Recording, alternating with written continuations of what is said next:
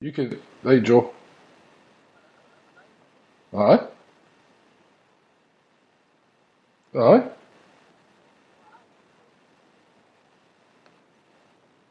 All right. Well, so listen, we're back on there. This is part two.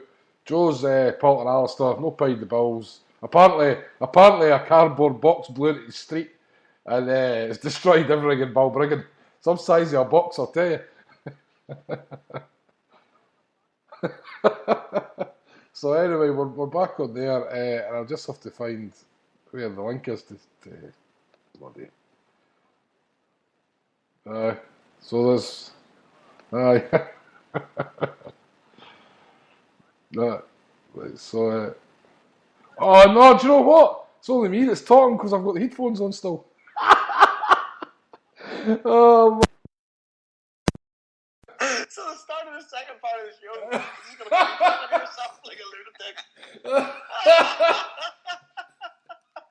People are going to listen and go, Harper's lost it. Harper's completely lost it. He's having an imaginary conversation. oh man. I'm going. Can I say, see before we go any further, can I add about remember, we get the call in, your man in Canada. Tom Donnelly. Tom called in about Richard McKenna for the San Francisco CSC. I want to reiterate, he's got a do on it. I think there's 2 tables left, but you don't need to take a table. It's 25 quid a ticket. Right. It's the 4th of April, and it's going to be in the Celtic Supporters Association, the 4th of April. I'm sure it's a Friday night, and there's Pat Rowlick and Des McLean, 2 of the top comedians in Scotland. They're comparing it, and you're going to have Joe Miller, Pat McCluskey, Dixie Deans, Frank McGarvey, Tom Boyd, John Fallon, Rudy Vata and Charlie Gallagher, and music for the match day announcer John Ledwith. So as I say, you're getting a 3-course meal, and it's cheap drink in the Celtic Supporters Association, and it'll be a great night, and it's 25 quid a ticket. So see if anybody wants a ticket, you can contact Martin. I know Martin McCrum, it was his uncle Richard. It's mm@aspirare, aspirare.co.uk, or basically contact us through Twitter, HomeBhoys or whatever, and I'll put you on to Martin. So as I say, if you want a ticket for that, it's 25 quid. I think there's 2 tables left, so there's probably 20 tickets left. So if anybody's looking for a ticket, it'll be a great night, and you've got a great crack as well. So, and obviously it's for a great cause, and all monies raised on the night are going to the Kano Foundation. So what more can you ask for, you know? And his uncle was a great sell, you know. He was a member of the North American committee, and he ran the San Francisco club. So I met the guy a few times when he came over. I went to Craig Newcastle away games and stuff like that. Lovely fella. So as I say, £25 a ticket if anybody wants to get along there. There'll be a table for the Kano Foundation there, and I might be there myself. A load of the boys will be there, and there'll be a right good crowd. So get yourself along here. Yep, Good cause. Yep. Speaking of good causes, that's what we were talking about before we got cut off by the internet. About next week, we're heading out. I just want to keep talking about that because I'm looking forward to it. Aye. Well, what I want to bring up, Joe, is your good self. You done a wee podcast extra during the week, and bloody hell, what a listen. Did you enjoy it? Blew me away. So if anybody's not listened to it, Joe caught up with Paddy Hill in Dublin Airport. I was at Carlton Hotel in Dublin Airport, yeah. And a guy that was with him, a Scottish lad who represents a miscarriage of justice campaign. Paul McLaughlin. Now, it was actually his cousin Davey. He actually contacted me through Twitter after I mentioned it on the show. And right. Davey had made mention that Paul worked for Mojo, so it was kind of, first, thanks to Davey that it kind of sort of came together, to be honest with you. So give the listeners a wee synopsis of what happened if they've not listened to it yet. But I've definitely gone to Hail Media and download it. Podcast HomeBhoys Extra is fantastic. It was one of the HomeBhoys Extras, because you know the HomeBhoys Extras are kind of something a wee bit different. And basically, I was trying to get Paddy on because after the song that I'd written, which we've all mentioned loads of times on the show, and I donated to Mojo Scotland for this sort of Songs of Freedom project that they have. But I was trying for almost a month to get Paddy and it just wasn't coming together. But then I got a phone call on the Tuesday night, real kind of frantic. Well, it wasn't a frantic phone call. Like, it wasn't an emergency. It was the phone call saying, like, do you want to meet us in Dublin Airport tomorrow? We're heading back to Glasgow. So literally, the lads were kind enough to just sort of give me an hour of their time, and I raced down and got them from the airport, brought them down to the hotel. They got something to eat, and while they were having something to eat, we did the podcast there in the hotel. And it was just amazing because Paddy was just talking about, for anyone who doesn't know the story of Birmingham pub bombings, the Birmingham Six. He explains what happened basically to him and the 5 others, and then basically the main crux, some of the stuff that kind of blows you away the most is the mojo work, and the fact that sort of people who are victims of miscarriages of justice are just basically turned out in the street, right? And they're just kind of abandoned because there's nothing to help them. There's compensation under certain terms, but there's no actual support. There's no psychological support. And Paddy kind of talks about how your life just kind of falls apart after 6 or 12 months. You just find it impossible to adapt.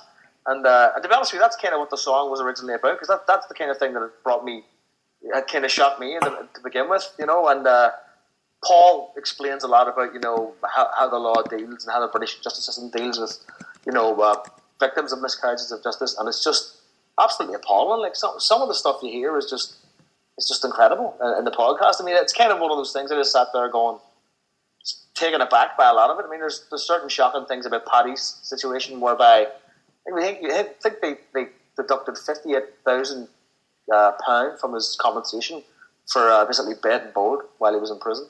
25 for the bed and board it was. Oh, it was 25 for bed and board. They charged him for being in prison. And they charged him interest on the money that they gave him and everything. Money they gave him, which is going like, what in the fuck?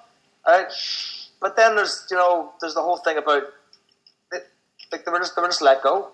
There was nothing to help them. And if you're guilty and you get in prison, there's a certain there's help for you.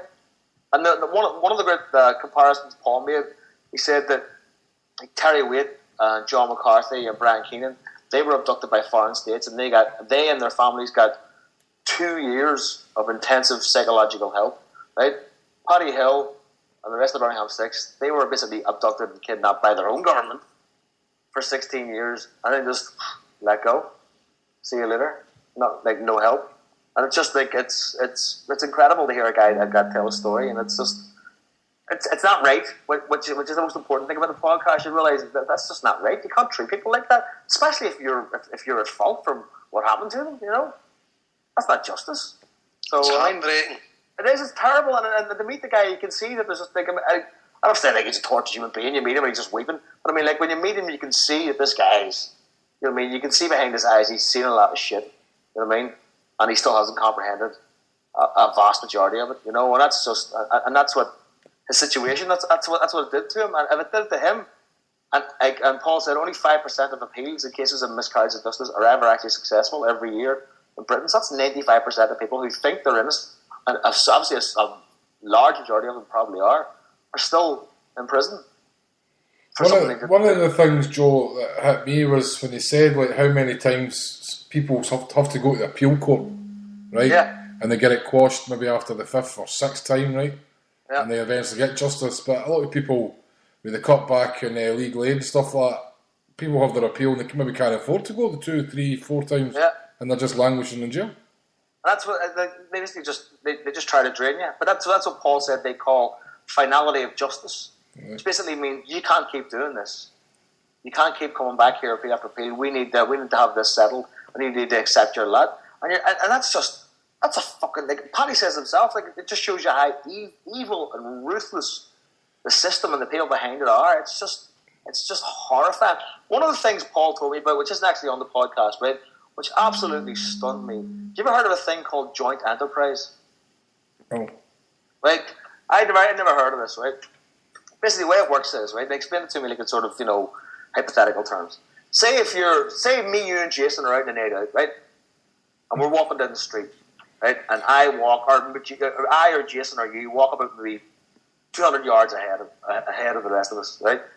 But while they're 200 yards ahead of the rest of us, we get in a fight, right? We're further on down the street. Like, we're down our main street, and we get in a fight, and I punch somebody, right? And that fella falls, bangs his head in the curb, and he dies, right? Yeah. We can all be charged with murder. We will all be charged with murder. because it's called common purpose, and it's called joint enterprise. So if I kill somebody and we're on a night out together as a group, we're all going down for murder. Isn't that the most bizarre thing I've ever heard in your life? That's crazy, that doesn't even make sense. And that's a law. Is that, see, a lot of things, it was quite interesting, because I don't know if you would know, we didn't know that, Joe, but Scotland has Scottish law. Yeah, they mentioned that. I think there's certain things that English law and Scottish law have differences. Aye. Like England and Wales would be the same, and the north here, like, no, but Scotland has a lot of laws that they govern themselves, like, no, and they always have done, like, this was nothing to do with a Scottish Parliament or that, there's always been Scottish law, like, no. Yeah, but it's just, I mean, if you're a person out there and who either wants to know about the Birmingham Six or wants to know about, I just beg into justice. I believe things should be fair. You know what I mean? And if things aren't fair and people are being shat upon, I think it's up to people like us just to say, "Oh, hold on a second, this isn't right," and just give a forum to people like that. I thought that was very important to do something like that because it really, really touched me. And if you're a person that's into that, go back and listen to it. Paddy, lovely guy. Paul's a great guy. I had a great time sitting talking to them. We had coffee in the hotel. And I was delighted to get it done. And thankfully, it's getting plenty of good feedback on Twitter and on Facebook or whatever. So, apparently there's another issue, technical issue with downloading the song from the website. But I have the song going up on iTunes. And as soon as it's up on iTunes, I'm going to put the links up on the HomeBhoys Twitter and my Twitter. So that'll be the easiest way to download it. And all the money will go to Mojo Scotland to help Paddy and Paul. Brilliant, mate. So that was great, man. So thanks very much. Happy days. I just got a message from James there saying, is the show still knackered? I can't see how to reply to him. Where is the... you blaming technology for not being able to tell James. No, it's because you didn't clear the recents and there's a big massive stupid list. Well, that's because my internet died. I mean, everything tends to go into, slow down mode when your internet goes down. Oh, but these are people that phoned them weeks ago. No, that wasn't me. Krauske, somebody Stephen, somebody called Luke. I don't know what's happening here. That's not me. It's the last time HomeBhoys was on, all these calls were on the show. Is that what they fell out with his enemy? Nobody seems to call up anymore. People are just enamored with our pattern. They're just like, oh, these guys are amazing. I mean, this is like listening to War of the Worlds. That's how good it is. It's ever since 60th never got on that night. I think he stopped everybody else from calling us. He's gone on a rampage. He's going to bring us down. Yeah. We are the Rupert Murdoch of Celtic Hill. It's probably him that sent that box to your street. It's probably it was since Sextus drone. He sent it in just to hit my telephone pole and take my internet out. So, Harper, when are you going to New York?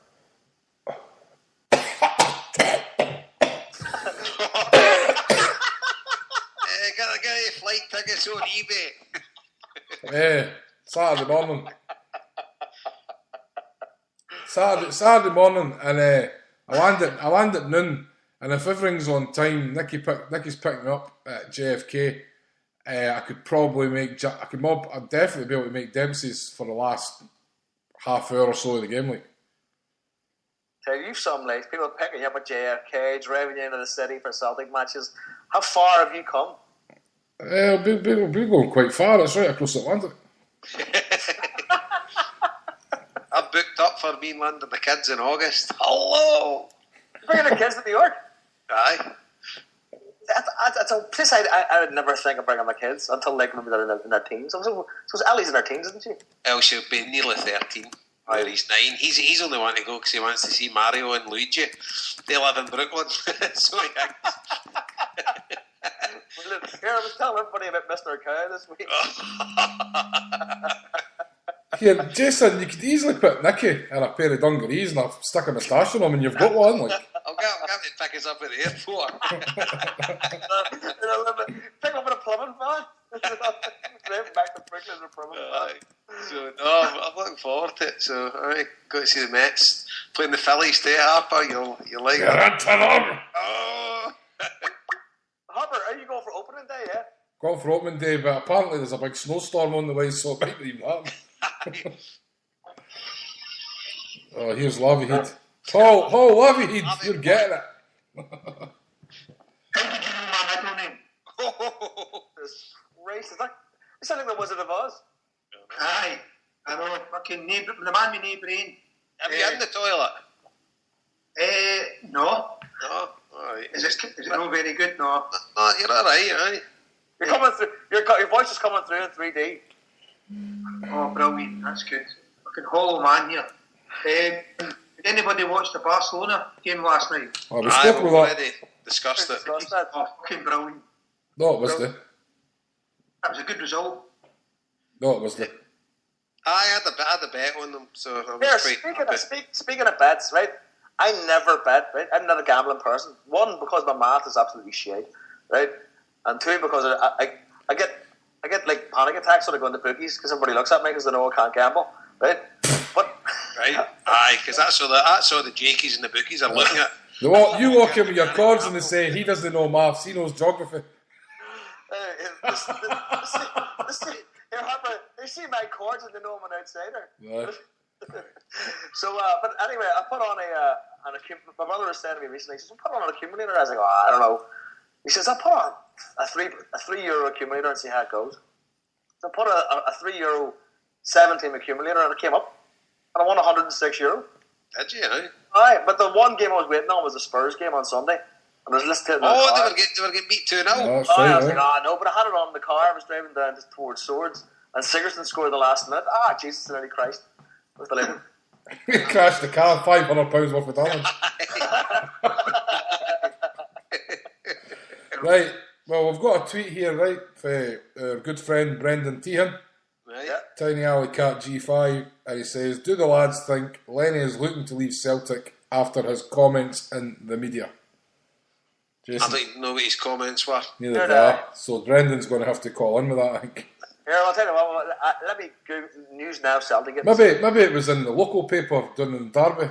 That's how we never seen it. He's probably still drunk celebrating and beating Forest 5-0. Aye, so anyway, as I was saying, I could probably catch.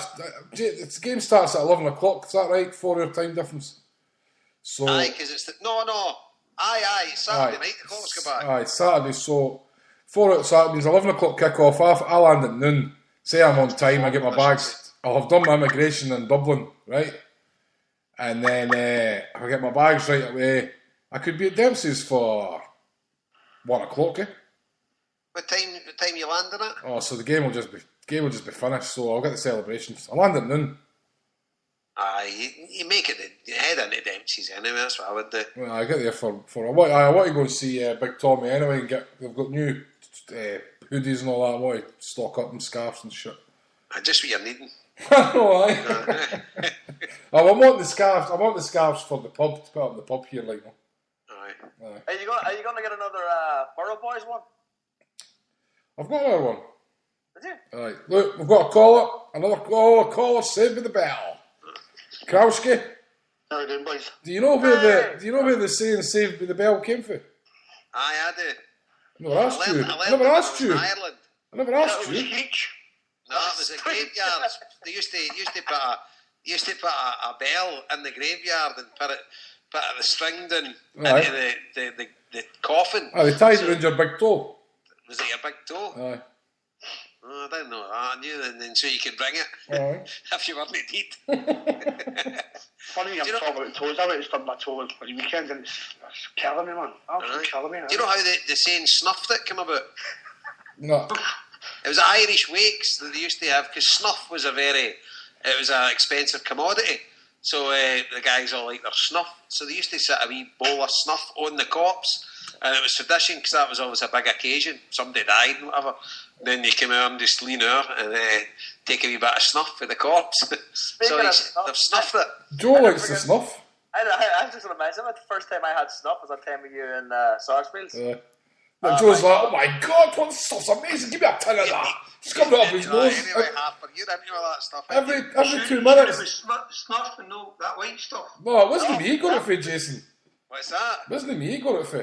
No, but you're into all that chewing tobacco and all that kind of stuff. Is it not the same kind of thing? Well, it's tiny powder that you stick up your nose, isn't it? Mental. Aye, but is it not the same kind of thing as like tobacco and all that? Is it no gear like a high sort of thing? It's just like taking a Vicks inhaler, like, no? It is. But see, at the time I was fairly juiced, and I was like, this stuff's amazing.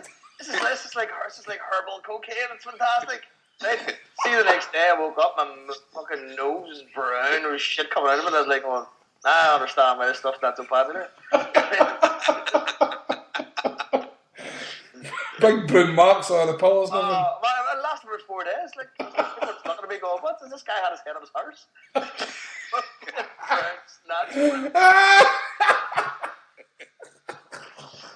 What's happening, Krauski, anyway? I could want to talk about Celtic, that mean, but probably obviously the same with the bell and tying things in our toes, stuff, that mean. You want to know how people on the phone are in?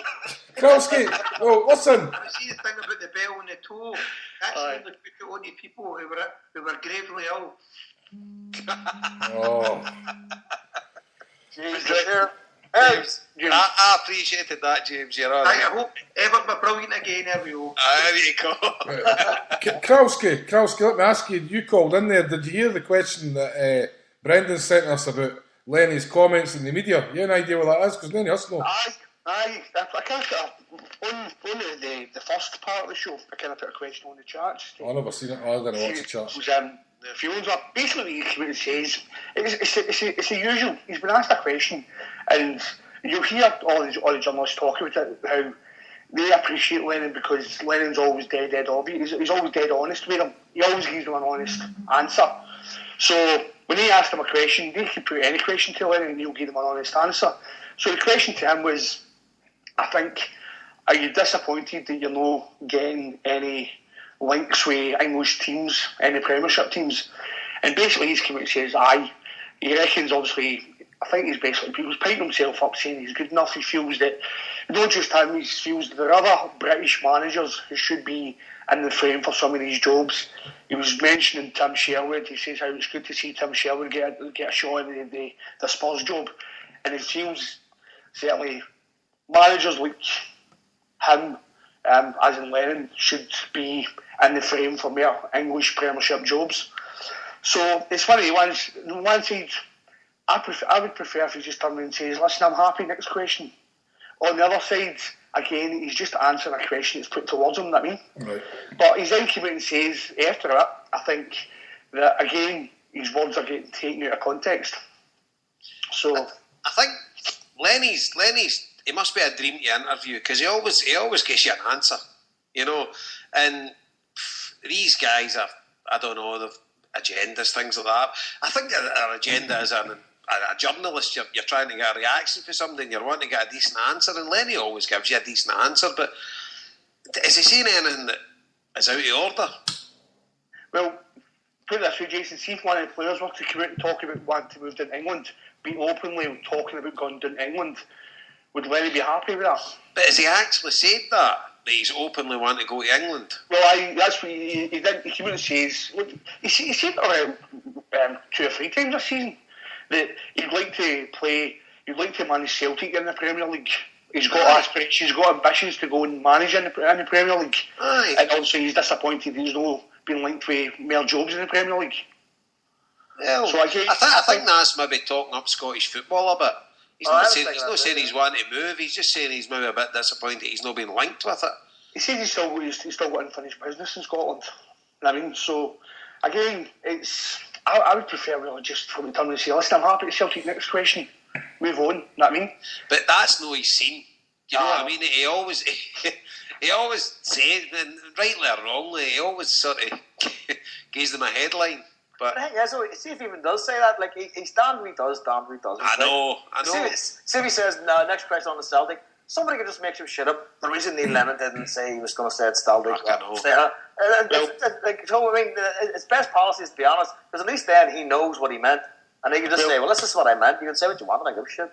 That was a good point, Joe, because you possibly seen that Baba Davis got the Jackie man. Yeah. I know. Right. Can't stand him for that. But apparently, a lot of the media down in England are quite joyous over it because in the past few weeks he's refused to deal with any of the media. And basically they're turning and saying I have no sympathy for him and all that kind of stuff. I tell you now, I bet his first phone call when he got fucking sacked in the job was to the media. Aye. So obviously you've got the aspect where if he doesn't play ball with the media, they can just twist it and and do a lot worse. You know what I mean? Because obviously we've seen him doing it plenty in the past. You know what I mean? So he's obviously maybe want to keep him on side to a certain degree. That's what the media is there for, though. The media is there to create a bit of a puppet show. Yeah, look what's going on. I mean, that's what they're there for, and that's the sad thing to do. They don't report facts. They just try and make you believe in, not even hype, not even scandal. Just this might be going on. It's like it's all a big illusion, which is why nobody reads a fucking paper anymore. Yeah, they create the news. Exactly. They don't report it. They create it. Shit happens anyway, regardless of whether they make it up. I mean, shit's always going to happen. I mean, speaking of things, people on the show know we all hate the red tops, right? But see the thing, I don't know, Paul, Harper, you might have heard about this. But Paul Heaton did a Q&A thing. It's on YouTube, right? Mm. And he said he was offered. This is how useless the media is. This is how pointless it is. Paul Heaton was offered they offered him. I'm a celebrity. Get me out of here. You know Paul Heaton. You know who Paul Heaton is, don't you? I'm going to see him in Beautiful South. Beautiful South. Aye. How's mum? But he was offered. I'm a celebrity. Get me out of here. And they said to him, somebody asked in the audience, did you get offered money? He said, no, they didn't offer me any money. What they said to me was that if I accepted it and went on the show, I would get 365 days of tabloid coverage. So that means his name and his face would be in the paper every day for 1 year. Right? Did they pay them? Did they pay them when they go on that? He said he wasn't offered money. He said that's what they guaranteed him, though. You know what I mean? You see, Paul Heaton, know what he does? Seemingly, I think there's 7 of them in the Beautiful South. He writes obviously all the songs. He splits it with everybody. No, in America, because the Beautiful South split about 8 years ago. I know that, but what he did. So does Bono. U2's 4 ways. Wow, that's good. I'm going to see Paul Heaton. See if you remember when Tal fanzine went online. And they done a few. There's a crack interview. They interviewed him, didn't they? A great interview with Paul Heaton. Like I really like Paul Heaton. Like I like his politics. And his follow him on Facebook, and there's a lot of real interesting things to say. Blade's Business Crew. Aye, Blade's Business Crew. Yeah. I've got a wee Stone Island Sheffield United badge there with Paul Heaton on it. Blade's legend. Huh? Somebody gave me it. Somebody gave me it because I was mad in the Beautiful South, and somebody said, I've got this, and they just gave me it. I think it's possible to be mad in the Beautiful South. Like, you can't go to the Beautiful South gig and mosh. I mean, there's no fucking madness. What? The Beautiful South are tremendous. Fucking amazing band live. I didn't go to any concerts in mosh. I know. Anyway, back to the people dying and all that, and the big toes. Hugh Clark in the chat room says, the term wake is another phrase that comes from the fear of being buried alive. A party was thrown around the body just to make sure the corpse did not wake up. Right. There was a boy in Craignieu years ago, he used the coffin and he was dead. I think it was a common thing years ago. Well, it must have been. But then they found what the pulse was for. No, that sounds dodgy though. Here, somebody walk up to you and go, "Here, does this smell like formaldehyde to you?" Next time you wake up in a fucking coffin. When I worked in the Red Lion in Tullochutty, this has gone back 12 years ago now. Like, no, one of the regulars died, and he had no family as such, so they had the coffin in the house next door to the pub. Like, no, it was joined onto the pub. So people, and the guy who owned the pub I was working, he says, just anybody wants to go through and say, I can't remember the fella's name now. Anybody wants to go through and see your man, I've got him in the house there, like, no. But the end of the night, they had the coffin in the pub, and the lid was back on it, but I tell you now, by the end of the night I was clearing up, it was covered in ashtrays and fucking empty beer glasses and fucking everything, like, no. Is that a scene of The Wire? The thing with, see your man Oliver Reed and Spike Milligan and all that carry on, no, they all ran about together, was it Richard Harris, and one of them died, and they says it was always they had to, it was all, because they were all mad bevy merchants, somewhere in Ireland that they had to take them round all their favourite pubs, and they were sitting in the boozer once, and I can't remember what one was dying, he's always slumped out of the bar, and the guards have come in and they're like, what's going on here, he looks dead, he's alright. It's like, you know, in the bar. It's alright. Fucking weekend. I'm dragging him about on the boozers. You can imagine them, but... Oh, aye. Can you imagine any of you used to be cracking up that he's no bought a fucking round? Jason, I can imagine you being with him, to be fair. Aye. Yeah. Oh, man. How did I kick him out with dead bodies or something? I just imagine you being in that kind of company. What if I should do that? Say, if I died, take me on a tour of Southern Park. Some dragging this dead body around. I hope you die before me. Just fuck up and downstairs. I'll definitely do that for you. Like, I hope you die before me. Like. There's only one way this conversation's going. It's going up start talking about zombies somewhere. No, I was going to say that we've seen Joe's a bit smelling now. He's like that. He's always smelled that anyway. Right. Anyway, let's bring this back to the football.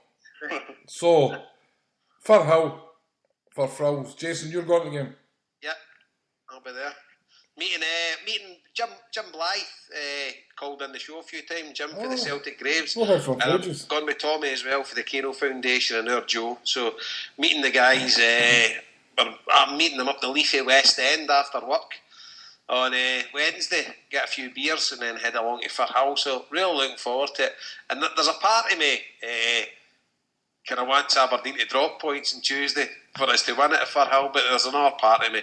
You want to see more Celtic fans get the chance to see it, and Joe and stuff like that will be there, you know. Do you think, though, if Aberdeen don't drop points and we win against Firhill, do you think it'll bring a bigger crowd to Celtic Park on the Saturday? Aye, definitely. I'm not sure we'll sell it out, but it'll be, without a doubt, they'll put a good few thousand on the gate. Well, Jason, it's Ross County on Saturday, isn't it? Aye, for us, aye, and then Aberdeen's Ross County on Tuesday night, tomorrow night. Did you see the offer on the website today? No. If any adult ticket sold, you get a kids ticket for nothing. Is that right? Aye, that's on the website today. Aye. That's good. That's good. So obviously with that, you know what I mean? Aye, I mean, at the end of the day, incentives, they're the days you want to be there, you know, when they lift the league. So, and They won't be lifting the league though, will they? well, you win it, you know. I know you're not lifting the cup, no, but you're like, when you're winning it, you know, and they'll obviously lap you on and stuff like that. I mean, isn't the cup there anyway? I can't just bring it out. Nah, they'll not do it because they'll want a payday. Or well, I was going to say, surely the sponsors would want something, but there's no sponsor. Exactly, and it's not live on the telly or nothing, you know. That's true. They would want to make a big deal of it. Yeah, so that was one of my questions, boys. Right? Let's say things do go according to plan. Who are Aberdeen playing tomorrow? Ross County. They're playing Ross County, I know tomorrow. They're away to Ross County. Aye. They could drop points there, no Let's see, one of the days draw. So the days drop points. We win at Firhill. Ross County, its first game, titles sewn up. So in terms of young players' development squads, who would you like to see that's not there? So that's excluding Fisher and Henderson. Who would you be interested in seeing coming in? Well, if I can go first, I would be interested in seeing Fred Johnson, if that's the right pronunciation. He was on the bench, Joe was saying on Saturday, so why not give the kid a few runs to the end of the season, like, no? He's more likely to put Samaras in front of Fred Johnson. Well, that's what I mean. Samaras, just somebody, I don't know, take him away somewhere and just take him away and put him out the car somewhere. Buy a ticket to Greece. Yeah. I kind of liked Twarzik. I thought he looked as if he was a player, but he sort of fell out of favour. Jason, I think he's had a bad injury. Well, there you go. Because you know how Paul the Tim goes to all the under-20 games and that. Aye, he knows everything. And I remember him saying a couple of weeks ago, great to see Twarzik back after his long injury. So I had to be there's also two of them. What one's the kind of higher rated one? You've got Philip and you've got Patrick. I think it's Philip. Philip, you had to be rumours something today where one of them's obviously a lot better than the other, and the other one's been kept on at Celtic just to make sure this other boy is that higher rated, winning rates on that highly. It's pretty much one's getting kept on just to keep the other one happy, because also once he gets in the team, he's already had, I think after his Philip, he's already had one or two appearances. I'm sure he played against Inverness Cali. Was it last season? Oh, he did, aye. He had a few games. So apparently Lennon rates him really, really highly. I mean, so again, that completely forgot about it. Twarzik looks quite decent. I mean, that was through Twarzik I won that. I won the discs, Mind Harper. What discs? That was one of the questions in that quiz you used to do, Mind. Oh, so, right. Twarzik's name. Aye. That was one of the questions. So I say any others? To be honest with you, I'm hands up. I'm not really too sure about I don't follow the youth teams. You know, A lassie I used to work with, Callum McGregor, is it? He's in England, isn't he? Well, it's kind of him then. There's a young boy, her nephew's Callum, so whatever kind of mind he's saying. But it seems the better ones are away out on loan, if you know what I mean. Well, that's what I was going to say. There's quite a lot of boys that's on loan, isn't there? And you're happy to see Henderson getting another start there, and he's obviously going to keep getting games now, I think. I mean, he's getting games, well, we're still to win the league, like, no? And you want to see Johansson's got to play from now to the end of the season anyway. He's still bedding in, getting better every week. So it's going to be hard for Twardzik to come in to the midfield. You've already got Henderson getting games, and you've got Johansson, and Scott Brown's always got to play because he's the captain. Like, no, that's just the way it is. But there is definitely room for guys to come in. But whether it'll happen, I'd like to see Fisher get some more games. He never put a foot wrong, and I feel he was sorry for the boy. But Griffiths and Stokes, I would like to keep them playing because they've got to develop a partnership. So keep them playing at the end of the season up front together, and then they're ready to go next year. Whether we add another strike in the summer, I don't know. But just as Jason mentioned at the start, Stokes has come on to a good game playing with Griffiths. So I wouldn't split that up. I'd keep that going, like, no. So it is hard to really see where you could bring players in because there's guys that are still have important roles to develop at Celtic this season, I think. No, definitely. See that boy you're talking about, Jason? He was, if I'm right in saying that young boy, did he know play a part in the tournament in Turkey? Was he something 16 or 17 year old? Is that young? Aye, that's him, aye. And he's, aye. Callum Waters. Waters, no. No, I think it's McGregor. I think I talk about. He was playing for Scotland in the Victory Shield, and he was playing a couple of years. I think it was like a year or 2 years below most of the other players, and he was a big boy, you know what I mean? And he was really decent. Right. He's playing the right wing. I think he can play up front as well. But I think it was hard to say that. There was a lot of other players, kind of decent young players that were out on loan. Atajic, who you think would be kind of sitting on the bench. Paul George, quite a few of them. They're out on loan, aren't they? Yep. What do people think about? I'll bring a name up, and I don't know if he'll ever come back. Tony Watt. Yeah. Did he get slapped, or did he slap the manager of the Airs or something last week? They reckon he slapped. He got slapped. See, when your manager's slapping you, I doubt that's a cultural thing. I mean, I'd say he just got slapped for being a prick. I would give him a chance. Listen, I don't care if he's an arsehole. If he play football and score goals, doesn't matter. You know what I mean? But it seems to be a thing that keeps coming up. Tony Watts has problems in Belgium. Tony Watt has problems here. Tony Watt's on Twitter in an Ireland jersey. You know what I mean? Fucking never ends. I mean, just get your head down and play football. You know what I mean? Well, obviously, community had the comments to say that everything he does, everything that goes wrong, he always seems to get the blame of things. And see, even though if that might be true, he's only got a couple of months left. Just keep your head down, pal. Just keep your head down, son. Just play on. Keep your head down and get yourself back and show Lennon that you're capable of playing in the first team. I just think he seems to just have this thing that he's quite happy just to come out and voice his opinion. I mean, it just make matters worse. That's the thing. That's how you clash with people. I suppose that's how you clash with any manager. Come out to the press and say stupid shit. You know what I mean? That stuff can be handled, behind closed doors. If you got any level of common sense, you know what I mean? If you got a problem with somebody, and go and talk to them. You know what I mean? I was with his wee brother in New York. What? Who was that? Who was the team we played in Europe? The Commons with the penalty. What's the name of that team? Spartak. Huh? Was it Spartak? No. The qualifying game, Jason, when we were in New York, you just went in. Who was that team again? Karagandhi, was it? Karagandhi, Aye. Tony Watt's wee brother was in Dempsey's watching it. Alright. He was standing right beside me, and I thought it was quite weird. This fella, he was talking away, and that he was a wee fella, like, no. He was just young, like, no. And he had a Scotland jersey on. And I remember I says to somebody, that's weird. Somebody come to watch Celtic with a Scotland jersey on. Why that should be weird, I don't know, but it's just something you didn't see often. And somebody says, that's Tony Watt's wee brother. I says, oh, fair enough. But he was a nice young fella, you know. But how old was he? Oh, he must have only been he must have 18. You know what I mean? Well, you would get a few. See, when you're watching games abroad, you get a few with Scotland jerseys on. Aye, maybe expats, but he was there on holiday though, like, no, just Tony Watt, he came for Airdrie, didn't he? Yeah.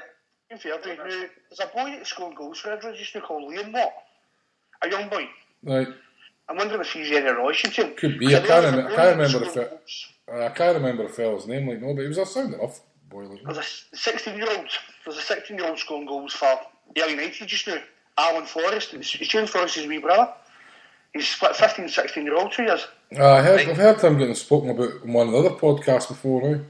I so. Oh no, I'm just wondering if maybe the boy Liam Watt is the same. You've got Liam Caddis that plays for St Johnstone. Paul's Caddis's brother. Is he, aye? Aye, the boy Caddis is, aye. You just go about tracking down family members. I just see the names, I jump on Wikipedia. You should start your own show on the TV. Putting them down. Siblings of stars. See, the thing about Watt, obviously his attitude isn't right. I think everybody knew, you know, and Lennon, he's letting himself go a bit and he sent him away now. I don't know if Celtic have got the right experience to, you know, do a Ferguson or a Jock Stein or something. They take him under his wing, this is what we don't know. Because one minute he's scoring to off the bench or whatever, scoring for his team, and then he seems to go in the news again, or, you know, allegedly doing something stupid. So I don't know about the guy, he's a bit of an enigma. Somebody's saying in the chat room here, Lenny has said he was disappointed by the way the other club has been handling the situation with Watt. Aye, I agree with that as well. You know what I mean? Because obviously you look at Tony Watt, that's him. He's doing the reserves. So he's there for the rest of the season, he's playing in the reserves, you know what I mean? As well, just bring them back. Aye, that's it. Is he not one of their top scorers as well? Aye. So what's the deal? Just because his attitude, or they can't go? That's it, aye. Because he came in and chastised the manager. You can't be doing that, but... I know, that's the thing, you know what I mean? That's what I'm saying.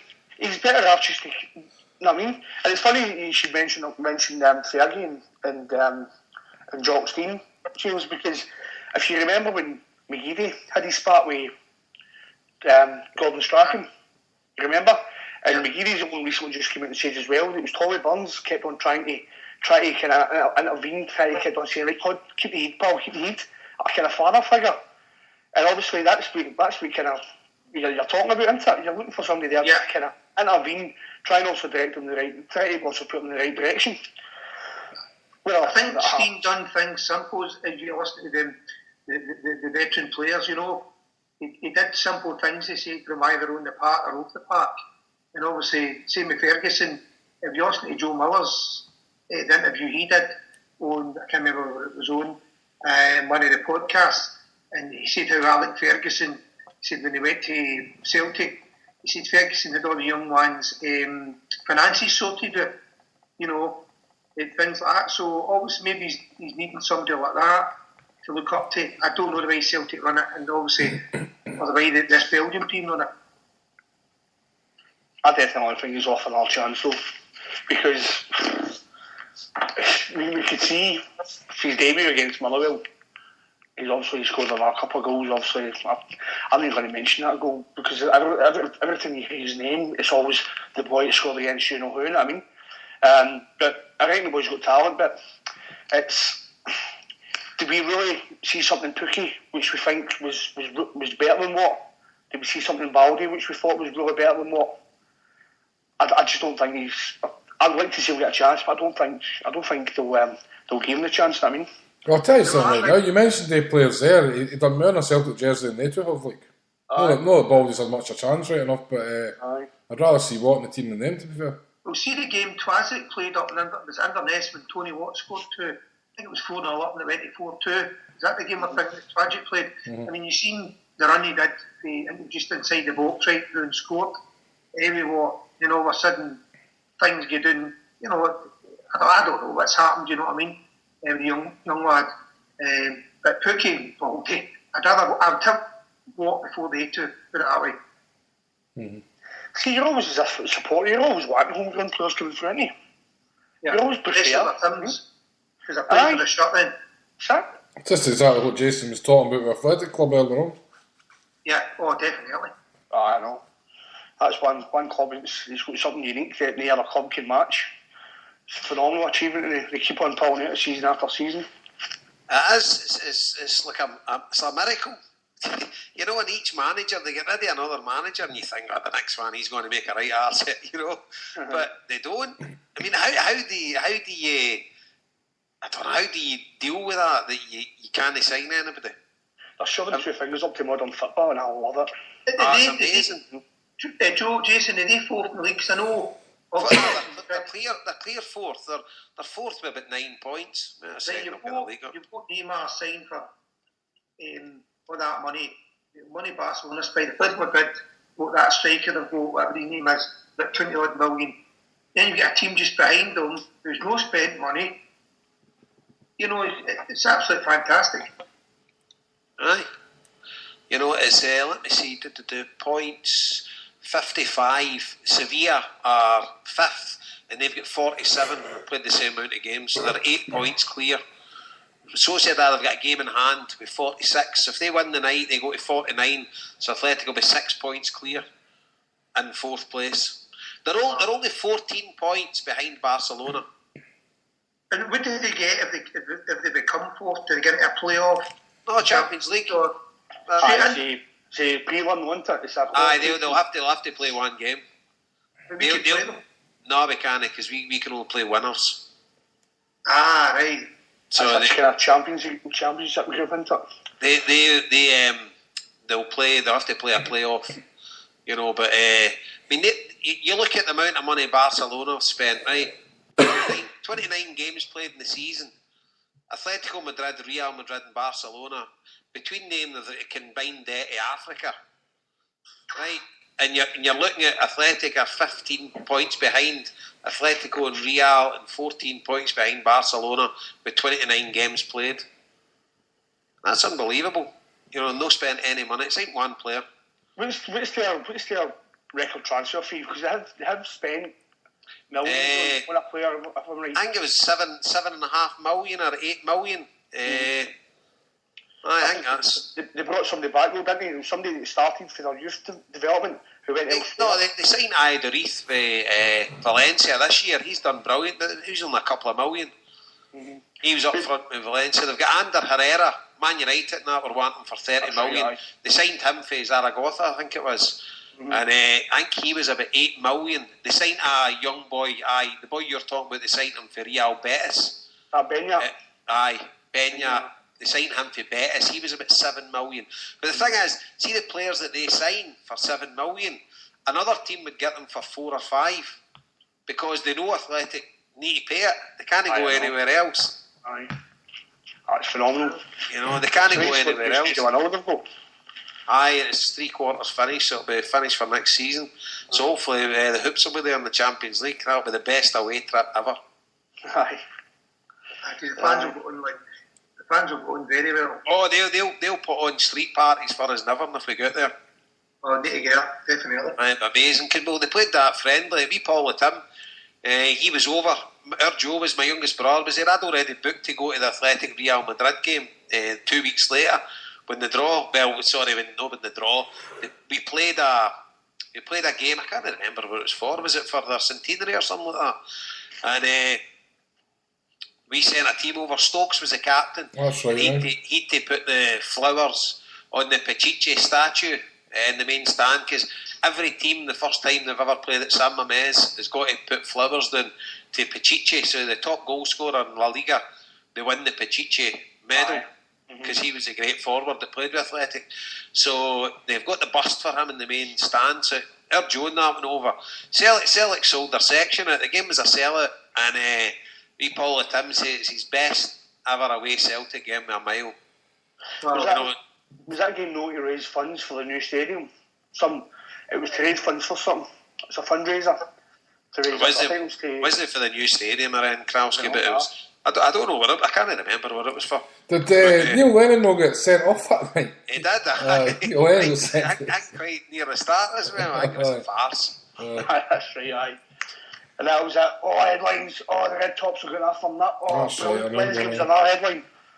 I know. But the first time I don't want to rabbit on, but the first time I ever went to see them, it was me and Linda. I'd always just wanted to go, and I didn't know him from Bilbao or anything. So I booked up. I looked up the fixture list.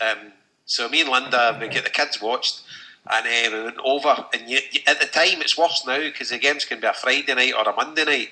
But at the time, it was always on a Saturday or a Sunday. So as long as we got there on a Friday, and as long as we come home on a Monday, we were all right. We knew we would get the game because that La Liga, they only changed 2 weeks before it. So anyway, we booked the tickets. It was Athletic v Levante, last game of the season. And I end the season clash. I was looking at the crowds and we would say, we got a ticket, no bother. But they started losing.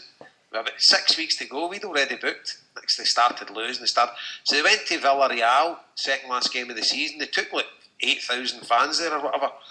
And they lost. And it meant they went to a last game decider. They had to win to stay up. The way it worked out is if they won, they were up. Didn't matter with other results. But if they lost and other results went against them, they were relegated. They'd never been relegated in their history. So we heard, how are we going to get tickets for this game? So no chance to get tickets. I was on all these Basque forums. I couldn't speak Euskara. I was muddling away with Spanish. And wasn't getting any coherent answers. And so I found this English speaking website that athletic fans go on. This was before Twitter and that got up. It was years ago. And they says like there's no chance. And one guy from Finland was going over as well. So he says I'll be there and I'm queuing up to get tickets. So but he says you can only get one per person. So he was texting me for the queue. Can't get them. So I spoke to somebody at Celtic Park. Somebody at Celtic sent him a fax and said there was 2 Celtic scouts coming out at once. They gave us 2 tickets. I got 2 tickets. I had to go and pick them up at their main door. And me and Linda have turned up with the hoops on steaming. These 2 tickets. We got it again. And I was there. And it was unbelievable. They won 2-0. Honest to God. There was about 100,000 people outside the ground. See the fact that they thought you were scouts, were you like put the main stand or? I was thinking that myself. Aye, you had the main stand at the right, not in the director's box, but just in seats down the bottom of the front stand. It's fine. You'll see a section, a special section has got the scouts, and then you just see the 2 Celtic. Oh, right, they're definitely Celtic scouts. The guy wasn't giving a shit. The boy that was handing out the tickets didn't even look at us twice. He just choked for the game to start. Aye, but see, we were in there. It's inside their stadium, but there's no police inside the stadium. It's just like stewards with the berries on. Guys are in with carryouts in the plastic bags, or just handing out the cans. It's like a law unto itself once you're inside that stadium. Now there's smoke bands and all the old boys with the berries on have got the big cigars out and everything. They don't give a damn. But it's just the most amazing atmosphere ever. And if you wear the hoops, you know, if you go to a Barcelona game and you've got the hoops on, they'd be leaving bat an eyelid. I know. See, if you go there and you wear the hoops, you walking up posas, you can't walk 2 feet and they're all running out of pubs cuddling, you know that. That's amazing. It's definitely worthwhile. And I reckon if you went to San Sebastian to see Sociedad, you would get the exact same. And down in Pamplona for Osasuna, you would get the same. You know, anywhere in the Basque Country, if you wear the hoops, We should they know the score. We should do like a HomeBhoys holiday. Remember first band's holiday back in the 80s? We should do like a HomeBhoys holiday. We should, though. Go to the Basque region. I know. I'll need to get Eusebio and do another HomeBhoys extra. There's no better time to do it than now, the way they're flying in the league. The missus took me to Barcelona for my 30th a couple of years ago, and it was the same with us. We turned up on Saturday, took us ages to find our apartments, and I went down to the pub, the bar next to the apartments, and I says, right, Wednesday, what way do I go to go to the game, to the Camp Nou? And he says, well, what are you going? I was talking about going on Sunday, and he says, what are you going for? Are you going to do a tour? I said, I'm going for the game. He says, well, you better hurry up because the game's kicking off soon. I said, no, it was scheduled for tomorrow, as in the Sunday. He says, no, they rescheduled it on a Saturday. They just scheduled, just right, 2 weeks before. Right. Unreal. So, it's mental, absolute mental. Can't schedule it. I'm going to Barcelona in April. I'm sick. I never even tell you this. Got to Barcelona for Easter with London the kids, and I'd worked out that Athletic were playing in the Camp Nou, but they fucking moved the game because Barca in the final at Copa del Rey. But the only way they can maybe move it back is if Atletico Madrid knock Barca out of the Champions League. So I'm praying for Atletico Madrid to beat them. I'm going to Barcelona next Wednesday. Barcelona are playing Dortmund Champions League, you know. Nah, Madrid. Atletico Madrid. Somebody told me it was Real Madrid and Atletico Madrid. Shows what I pay attention to Champions League. Madrid are playing Dortmund now. They did some Real Madrid are playing Dortmund, I think. Yeah. You're going to Barcelona on Wednesday, Joe? Next Wednesday, aye. Oh, next Wednesday. Well, this is student exchange thing that I've done for, 5 years now. That's what we were talking about earlier when he goes there and he hears all the stories about anybody hitting any money and he's getting paid first class flights. Listen, I don't get paid. I literally go over there on the Wednesday. I work half day Thursday and I work on the Friday and then I come back on the Saturday. Right, so it's more or less a day and a half work. Right, so the rest of the time just kind of sitting around. Now, in fairness, you get your flight paid for and you get your hotel paid for. That's it. Right. But the people are so nice. I mean, the council are so nice. But this year we're staying for an extra 2 nights in a super cheap hotel down the street from the actual nice hotel, and we're going to see Europa, the first Catalan club. So we actually know the manager, Pedro. He's bringing us for the day to see their game on Sunday, and we're coming back on the Monday. So can't wait for that now. Should be great. They're a third division team, but they play in the Catalan Cup every year, and they've beaten Barcelona a few times. I think the last time we beat Barcelona might have been like 3 years ago in the Catalan Cup. But Pedro's a nice guy. He's actually on the cover. There's a Catalan version of FIFA Manager 14, and he's on the cover. So I think they actually say the only time they get an atmosphere in the Camp Nou nowadays is when the Catalan national team play there. Yeah. Because when Barca play there, it's a library. It is pretty bad. I watch it. It's a victim of their own success in it, and then you get the so-called modern fans that come in, and it's just they just kill it, sit down and shut up, and it just ripples on the ground in it. Speaking of atmosphere, the Green Brigade was seen to be a good song there the other day. Aye, good shout, Joe. Good shout. No, it was good to see them back here. It was. So, has there been any talks, James, with the club? No comment, but can I just say that the boys lasses are saying that. Thought you were in the comment. No comment, but just knowing that. Right. Oh, right. You bastard. But that was a good one. No, they were just saying that normally the Polish, I remember a while back when we chinned John Paul Taylor about them filming us, they said Paul said it was only for Roll On Celtic Symphony, and the Roll On has been sang twice we've been there, but there's cameras been out the full game for us. And I don't know if you've seen the photos of them under the stairs and above, plenty of Polish again. So some things haven't changed, even though that song hasn't been sung seemingly the last 2 games that are fucking busy at, but there we are. Things haven't changed, put it that way. There was where I was, I'll not mention where I was sitting, but at the weekend there was a squad sitting. Some of them are there quite a lot, and there must have been a few of their pals and some younger ones, and they were all just singing away and getting an atmosphere going. Some of the songs were straight out of the 1970s, and I was pissing myself. It was quite funny, but they were getting right behind the team, and a few choice songs. But one of the stewards came up and says, "You can't be singing that here," and it was just a nice bit of friendly dialogue. And the guys went, "All right, sorry, I didn't know, big man." I think some of the guys maybe hadn't been for the 70s, but it was no bother. And the steward was dead friendly with them and just nipped in the bud, and that was it. And they didn't sing anything again. Thought it was really good, but obviously the Green Brigade don't get that luxury. No, we don't. It's just unfortunately the way things are now. You know what I mean? Yeah. So let's scissors wrap up, guys. I think that's. I was just going to mention one really last thing. Go for it, mate. Go for it. I was coming down for one day in the train for Glasgow, and I bumped into one of the boys that used to go to the games. I used to go to games up in the train for Ayrshire, and walk up with him and that, and he says they've just decided to stop going to Parkhead, and they've started going to watch junior football. They started just going to junior football, take a couple of cans, sitting at the side of the pitch in junior football. There's a team of them between, I think he says about 15 to 20 of them, Celtic and fans of the Trivia Act, just jumping a bus, following this one junior team, just because it feels like going to watch a football game now.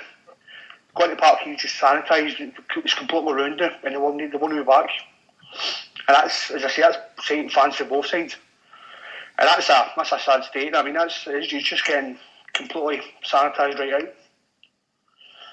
I know. I could see the thing is, see if you, because a big part of going to watch Celtic is the community spirit and going with your mates, and if people get fed up with the prices or the sanitisation or the heavy-handed policing or for whatever reason people want to stop going, and that's the group of your mates that you go with, and it's hard for you to continue. And at the end of the day, if it's a bit of camaraderie and you've picked a junior team and you all spend a day out, whatever, you can understand why people do it. That's the thing, though. But remember back in the day when going to the football was a release. You know what I mean? It was meant to be fun. It was a release. You got with your mates. You cut loose a bit. A few beers, you go.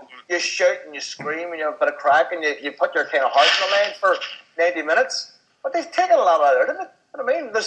There's well defined, health and safety and none of this and none of that. You can't do this and you can't do that. It's like what? You don't go to football to be told what to do. It's not fucking school. You know what I mean? Yeah, I know. That's the main reason. I mean, it's the fact that they can go, and it's like going back to football the way. I mean, that's how their dads used to take them. I mean, their dads used to sit in the jungle. I mean, sit with a few cans, no issues. See, sometimes there's Paul there. The Poles don't even bother me. Yeah. You're sitting there standing with a couple of cans behind the goals. The Poles see you and don't even bother. Sometimes they say as well that there's cabins selling drink. You know what I mean? I know, we're paying for the privilege of getting treated like absolute twats. I remember that in Holland in '82 when we were there twice for the Farnor tournament, and the Ajax game, you can buy drink, even away back then, and it's still a big no-no at the games for us, Well, England had seemingly the worst hooligan problem in the world. And you can buy drink at every English game. See, if you're talking about getting pissed off at the games, right? Personally, myself, going back, I've been gone since the 70s.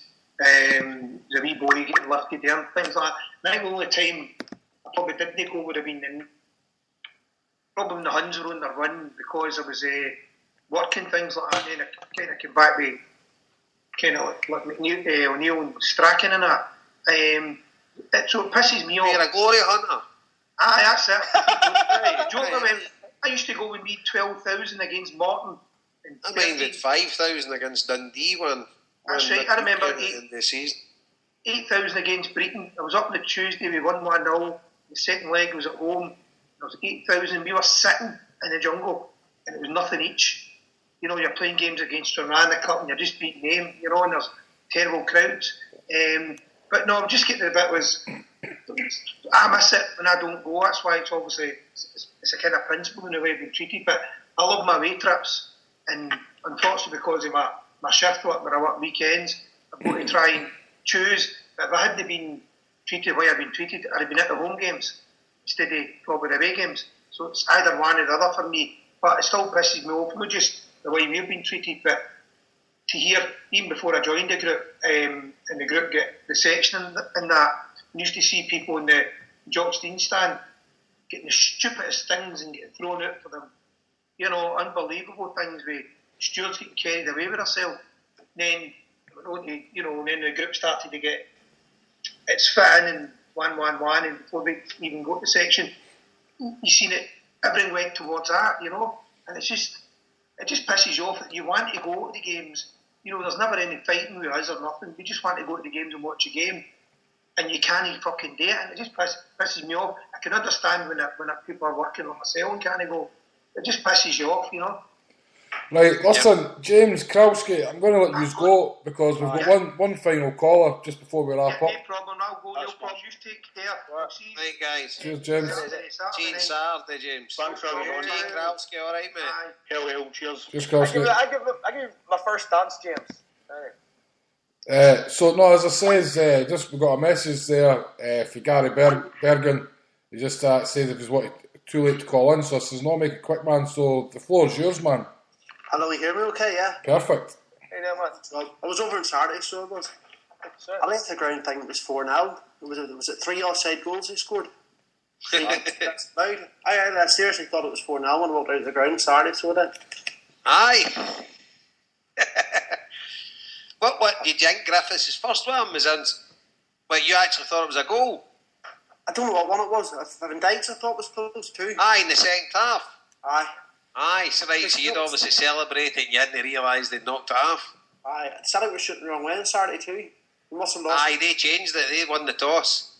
It suits me better for we setting 1-12. I'd arse the second half goals and the first half goals. Right. A selfish bugger, are you? I mentioned that in the pub. It was weird to see Celtic shooting that way. Aye. It was definitely weird. What did you think of the game yourself, mate? Did you enjoy it? I missed the first goal too. I was in the toilet, I was sitting down. Oh, for God's sake. It's a tale of woe we're getting here. There's only one boat on coming from Marne too, so we didn't leave. We got 7:30 boat going over, and it was 11 o'clock boat we got home. And you missed the first goal, still? I missed it. I was a long old day, so... Aye, so you were gargled. Aye. That's every week, so... So did you enjoy the game, Gary? Oh, I did. It was very good. I thought it was excellent. It was a good game, so it was. And it wasn't a crowd either, it wasn't full. I think I heard TV wasn't started raining, and other people from down low kept coming up the stairs and looked at me on TV, but the bank stand was full. I'll be honest with you, I was quite surprised with the crowd. I thought it was pretty good. Mm-hmm. Compared to some of the games a few months ago. And so maybe that is just, it was freezing a few months ago, and one of the reasons people weren't going. So I thought the crowd, obviously it wasn't full, but I thought it was a pretty healthy crowd. I wasn't bad. So what do you think of Griffiths? Do you think he's settling in, mate? I'm happy enough with him, He's so small, is the only thing. He's very, very wee. Aye, but he's good. I think he's definitely got the bat about him. Right. And he wants to score. He was pissed off when he doesn't get the ball, or he annoys him, so it does. Aye, and the one in the first half where the guy, the boy headered it. Was it the guy? Did he header it off the line? There's no way he was passing that to Stokes. There was one in the first half as well where he was clean through and he probably should have cut it across the commons and he put it past the post. Aye. Is that the one in the second half, Harper? He sort of chipped. Did he? He tried to put it in the far top left-hand corner. Keeper's right-hand corner. No, it was in the first half. Sure? Because it was shooting at the old Celtic game. Alright. Yeah. But even last week, he was down to score last week against Kilmarnock, so it was. It just didn't come off for him at all.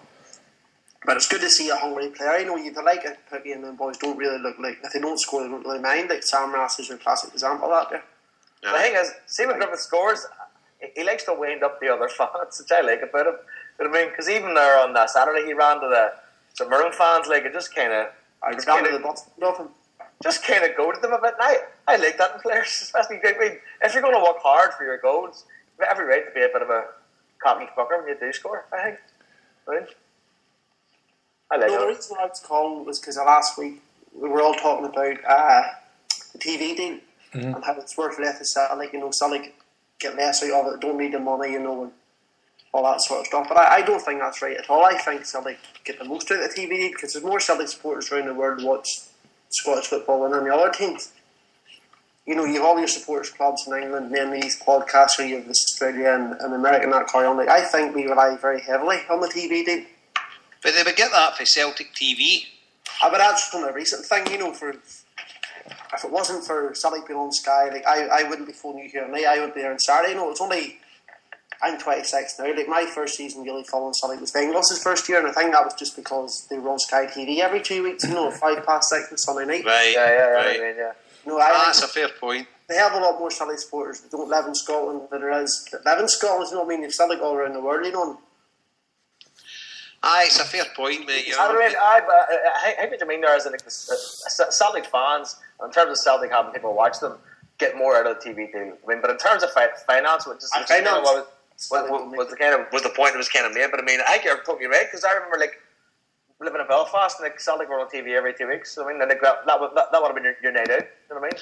But the thing, if you look at it from our point of view, Gary, like me being one of the guys that would go every week, we are the guys that are getting shafted left, right and centre, because we are the guys that are getting inconvenienced with the kick-off times at every turn. You know, so we're bringing the most amount of fans to the Scottish game, but our travelling support and even our home support are the ones that are getting shafted more than any other support in Scotland, because we're not getting the Saturday 3 o'clock kick-offs. I take that point too. Just I think you have to. Celtic's bigger than just. I said, you know, Celtic's bigger than Scotland. Celtic's a worldwide institution, like, and I think you have to try and. Aye, but the thing is, Celtic can do it themselves, so they can't do it through Celtic. Aye, but from my point of view, right, I'm a guy that goes to the games, and I'm awfully sorry if somebody in Tijuana in Mexico is one who watches, but I don't really care. Do you know what I mean? I don't mean that. I see. I was trying to plan a week, like last Friday night was a balls up to the Kilmarnock match. So I was hoping for a Saturday or Sunday. I drove up. Well, there you go, because you'd have come over for the game. I was at it, but I had to change my plans. Aye, so I know what you're saying, but there's two. But if Celtic's making a lot of money from it, fair enough. But I just don't think they are, and I think we've sort of exposed it on here about Celtic's incompetence with the overseas support, that they don't really do much, you know, and I don't think they're using it for all the good that they can. But I don't know. I'm not behind the scenes. I don't really know. But I'm just speaking to people that live in the States and live abroad. I don't think Celtic do that much for them. So, right, listen, guys, I hate to wrap up at that. It's 25 to 10. No, Me too. Just while you mention overseas fans, I want to give a wee shout out to Liberty's Celtic FC, which is at LCFC14 on Twitter, and they're in Perth, Western Australia. And they said, I had 3 girls in Perth staying me at Christmas. Right, so they said, just want to say how grateful everyone out here is to have a show like yours. Makes life more pleasant in this sun-kissed hellhole. So that was that. I've heard it's a bit shit there, that was it. There you go. So Joe, you hang on a bit, Gab. Is it your Skype or is it Harper's? It's Harper's Skype. Right, I'll Skype you in a second, Joe. Alright, no bar. So just going to wrap up, and when I've got the controls, I always play it with the exact same song. Wee Jinky singing Passing Time, because I just love it. There you go. So, cheers, guys. Listen, will there be a show next Monday? Aye. Because it depends on what kind of state we're on. Well, I'll be in New York, so I'll not be joining. Oh no, I'll not be in because it's opening day. Opening day of the baseball, so. Well, do Tuesday then. Tuesday, try and do Tuesday, mate. Aye. If you do the Tuesday, I'll try and call in for New York. When we're all back together again, because I imagine we'll be kind of ropey on the Sunday and the Monday, Jason. After Saturday night. There's every chance, mate. So anyway, happy days. That's us done. So anybody that's going to the Kano Foundation dance, we'll see you there. Aye, that's fair. Don't be shy to come up and say hello, but don't be offended if I have a clue who you are, because I'm shit with names and faces. But he'll buy you a drink. But you'll buy them a drink, Joe. Alright, cheers, man. See the price list. Gary's just cut off there. Gary's just cut off. I always took it off. Alright, Gary, see you later, mate. Thanks for calling in. Take it easy, guy. Right, cheers, guys. Hello. Okay, well. See you.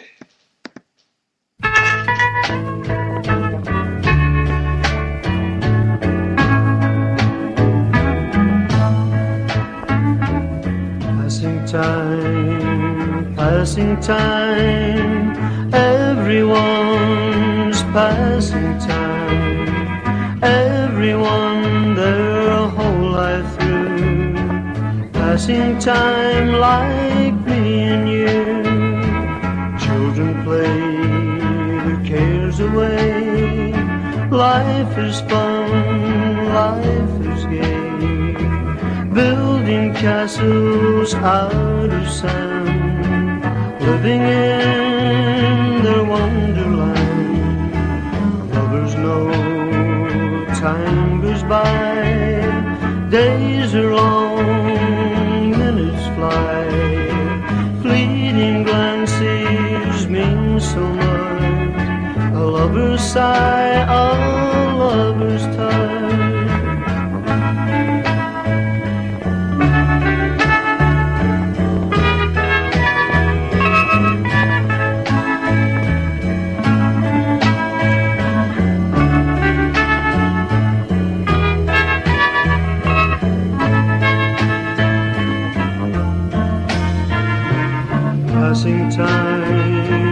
Passing time, everyone's passing time, everyone their whole life through, passing time like me and you, time to laugh, time to cry, time for us to wonder why, moments precious when they're gone, memories that linger on, summer sun, winter snow, autumn leaves, springs aglow, ringing changes in the sky, passing time like you and I, passing time, passing time.